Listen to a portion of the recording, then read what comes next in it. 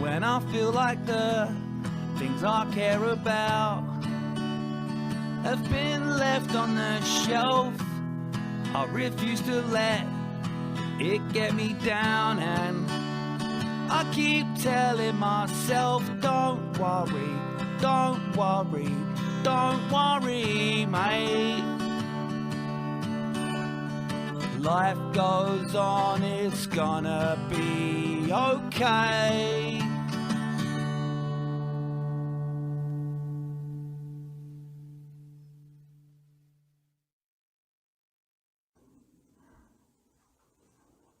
Now, I've heard this thing recently and I've got it on good authority, it's true. Apparently, before you die, you can write out a will explaining you want to leave everything to a pet, like a dog or a cat. Bit weird. Actually, I'm sure a lot of you have tried paying for things over the phone before, using a credit or a debit card. I've tried it before as well, and it costs a fortune. It's not worth it. You phone them up and you hear this voice say, "Hello and welcome to the credit card hotline. All of our operators are busy. Please hold." Pete's sake. This isn't even a free phone number, because God knows how much this is costing. I mean, fair enough, they're providing us with a service. But why do I have to stay on hold? What they need to do, right, is they need to get rid of Mr. "Hello and welcome to the credit card hotline." Get rid of him, right? He can go off somewhere else, get a proper fucking job. With the money they save from that, they can just buy an answering machine. I leave my name and number and they get back to me. Problem solved. Otherwise, you're just making these people more rich. Don't get me wrong, I haven't got a problem with rich people. But snobs. I can't stand snobs. And the Queen employs somebody to wipe her arse for her when she goes to the toilet. Mind you, we all know about Germans and their strange fetishes.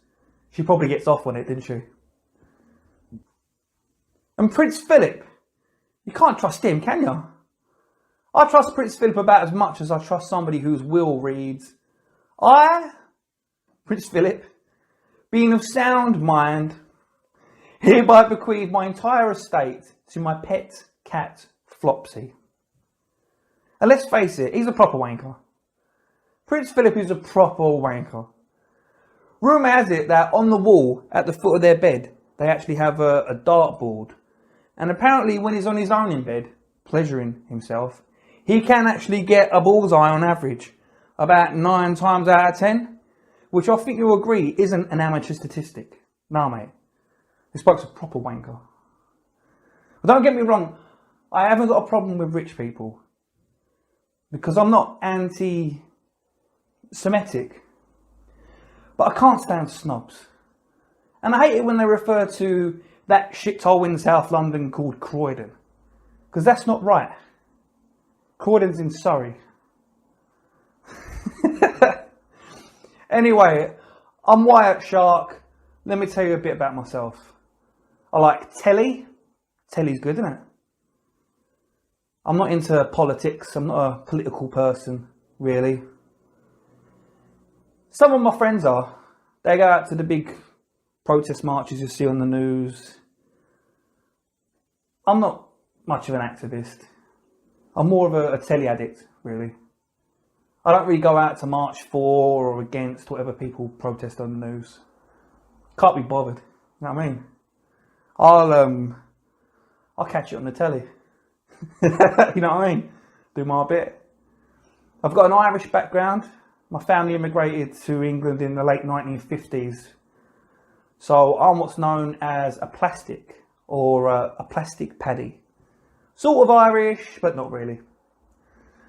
So I always have a few pints of Guinness every year on St. Patrick's Day. And actually, St. Patrick weren't even Irish, but he helped bring Christianity to Ireland. His gift to them. You know what it's like when you're visiting. If you're a guest, you've got to bring something, haven't you? You've got to bring like a bottle or something. I don't really know what they had before Christianity. I think they were pagans. Pagans have loads of different gods, but choose one main god out of all of them to worship the most. I don't really get it. I think it might be like working your way up to being put in charge of one of the world's national banks and then trying to figure out which one of the Rothschilds you want to be friends with the most.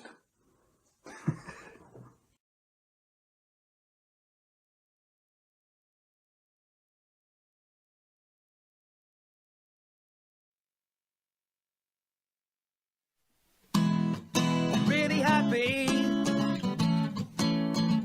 'cause I'm having a good day. The sun is shining, I hope it's shining your way.